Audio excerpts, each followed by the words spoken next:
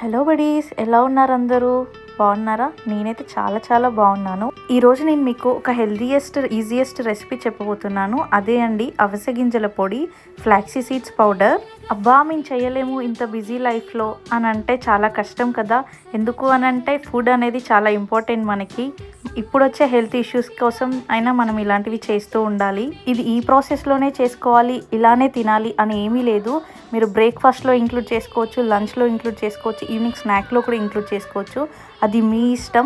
నాకు శ్రీకాంత్కి అయితే ఇలా పొడులు చేసుకొని తినడం చాలా ఇష్టం. రోజు అన్నం తినేటప్పుడు ఒక 2-3 ముద్దలైనా ఏదో ఒక పొడితోటి ఇలా తింటూ ఉంటాం. ఎలాగోలా ఇది మన పొట్టలోకి వెళ్ళిపోవాలి అంతే. అది లోపలికి వెళ్ళిపోయాక దాని పని అది చేసేసుకుంటుంది. And guys, try it on dosa and idli.